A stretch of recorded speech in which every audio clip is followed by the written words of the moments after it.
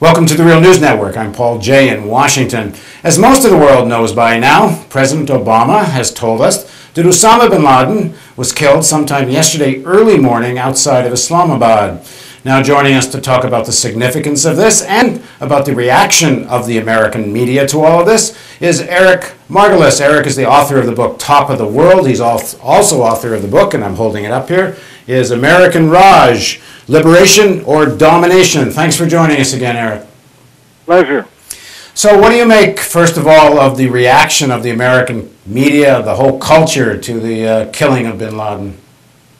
Well, bin Laden has been so demonized and blown up out of proportion as an arch boogeyman that there's an understandable amount of euphoria and self-congratulation and sort of lynch mob atmosphere. It's sort of Wild West justice. The wicked witch of the West is dead.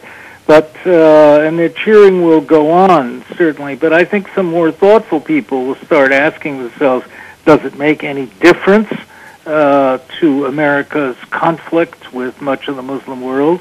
And that answer is certainly not. I was disappointed to hear President Obama say that Osama bin Laden had been brought to justice. I was brought up as an American to believe that justice was handed out by the courts after fair trials, and going in and knocking somebody off is more worthy, as I said, of the Wild West. There's Tony Soprano dumping their body in the water. There's not even been a trial in absentia. They could have at least done that. You know, the United States, after 9/11, vowed to issue a white paper, official government paper, detailing bin Laden's crimes, and it never came forth. And Taliban offered to arrest bin Laden if the U.S. would provide evidence for extradition, and this was never done. Well, it was never made public. The Pakistani authorities do acknowledge the Americans gave them such a document, but as far as I know, it's never been seen by anyone other than that, so we're not sure what really was handed over. It's unfortunate, Paul, because it would have been much better, in my view, if he had been captured alive and brought to trial, particularly so at The Hague in the International Court of War Crimes trial, the International Court of Justice, to stand trial for his crimes, so we could understand the story. We could learn about 9/11, whether bin Laden was actually behind it, whether Al-Qaeda was behind it, if there was such a thing as Al-Qaeda. Questions go on, but we will not get any of them answered now. Dead men tell no tales. Now, just before we get into a little bit of 9/11 issues and bin Laden, I personally have been finding the response of the American media and culture obscene. I don't know any other word to use for it. To whatever bin Laden was, first of all, he killed less people than certainly the previous American administration killed. And even if one takes and believes all the assumptions about bin Laden, it doesn't justify, I wouldn't think, such glorifying of the killing of anybody. And then, as you say, all the questions that have been left unanswered go begging. But first of all, talk a little bit more. What do you make of the response of people celebrating in the streets, and Bloomberg with a press conference, and it's as if they just won a major war, and as you say, probably nothing very significant's been gained, and perhaps they've just created a martyr. There may be more having lost here than gained. Well, bin Laden has been in retirement for the last 8 years. He hasn't been doing anything. He hasn't been hooked up with the teeny organization Al-Qaeda, which is no more than probably 100 men, maybe less. He hasn't been doing anything. So killing him didn't achieve anything except a huge political boost for President Obama, who may win re-election in 2012 because of this. He certainly pulled out the carpet from under the Republicans, who are going to make a big issue of national security. Watching all the flag waving and jingoism going on in the States, I felt it embarrassing and way beneath the dignity or the nature of the United States to do this. But I understand, as I said, that people are so wound up by the media. They see this as a giant video game or a sports game. It's great, hang 'em high. We saw the same thing with Saddam Hussein. We're seeing the same thing in Libya with Gaddafi. We've developed a Tony Soprano culture where you go and take them out, knock them off, waste them, use all these euphemisms to kill or assassinate world leaders that we don't like. But God help any of these leaders if they try and do the same thing to us. Right. Now let's talk a little bit about the things that are not being asked around all of this euphoria, as you describe it. The whole issue of wanting the truth about 9/11 has been, reduced to the issue of you either accept the official version or you are a conspiracy theorist. The thing is, the official version is there's a conspiracy.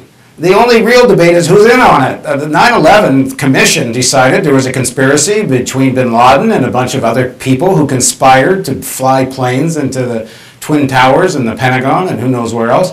So even the official version, there's a conspiracy, but there's so many unanswered questions. Now, I'm personally not going to, I can ask you if you want to venture an opinion. I don't know what to say about any of the engineering issues and all the rest about the buildings. Other than that, there seems to be a lot of rather serious people who have raised real questions about it, but I can't make anything of it myself. But on the other hand, there are certain outstanding questions that have never gone answered. For example, 3 Qataris, apparently, 3 people from Qatar were found having just left a hotel room the day before 9/11, leaving passports and all kinds of paraphernalia that led the cleaning crew to think they were in on something. That wasn't even reported on, apparently, in the 9/11 Commission. Certainly hasn't been followed up, and there's many other questions. What do you make of all this? You can write volumes about all the gaps and the questions regarding 9/11. I don't see any conclusive evidence that it was a plot by the government, but on the other hand, about a third of Americans by polls that were taken believe that they're not getting the truth or that the American government was somehow behind it. Hope it's not true. And certainly abroad, most of the rest of the world believes that 9/11 was a plot of some kind. There was certainly a conspiracy and a plot to cover it up and to dismiss anybody who questioned it as a lunatic or a madman. I've had columns censored from leading publications because I dared raise the issue of 9/11 or even refer to it. So it's become very taboo in the United States. But look, a more important point, Al-Qaeda was vastly exaggerated by the North American media. It was blown hugely out of proportion, demonized. It became a genuine boogeyman. I was there at the very beginning in Afghanistan and Pakistan. Al-Qaeda never had more than 300 men. It was driven into Pakistan today. Leon Panetta, the CIA chief, says it has no more than 50 members in Afghanistan. All these Qaeda people, all they're doing is trying to stay alive. And Al-Qaeda, you have to remember, was not an anti-Western organization when it was founded. It was an anti-communist organization. Osama bin Laden was waging war against the Afghan communists, who ironically are now America's allies in Afghanistan. So this is a much more complicated story. We've never gotten the truth. And of course, I guess most people know this, but bin Laden himself was more or less invited to Afghanistan by the CIA, and if people want to watch an interview I did with Brzezinski, this was the grand chessboard plan to try to install extreme Wahhabism in Afghanistan. At any rate, let's go to what just happened yesterday. For people watching tomorrow, it'll be 2 days before. I find this whole thing rather strange. He's living in a mansion down the road from a major Pakistani military base in a big mansion surrounded by barbed wire. And we're supposed to think the Pakistan intelligence agencies didn't know about this? Well, that's what they say. General Hamid Gul, his former director, who I know quite well and in whose word I have quite a fair amount of confidence, denies that ISI intelligence knew about it. I find it really incredible. Bin Laden was surrounded by 3 regiments of Pakistani troops. It wasn't really a McMansion as we would think of it, but it was a big walled compound. My own view is that Pakistan had agreed to let bin Laden retire to Pakistan, provided he didn't commit any mayhem outside, because it was keeping him on the shelf for possible use in Afghanistan, where he's still considered a war hero by the Pashtuns and a very revered figure. as another leader of the anti-communist forces there. So that if and when the Americans withdrew and Pakistan reasserted its historic and traditional interests in Afghanistan, bin Laden might prove very useful to Pakistan's interests. That's my view. Whatever the case, Pakistan is now in deep doo-doo. They're really in the doghouse with the Americans. And a WikiLeaks just came out a week ago where the U.S. State Department is calling Pakistan's intelligence service, ISI, a terrorist organization. Now, maybe that's part of why they cooperated here, who knows. But the other piece of this story, which almost never gets talked about, is the role of the Saudis in all of this.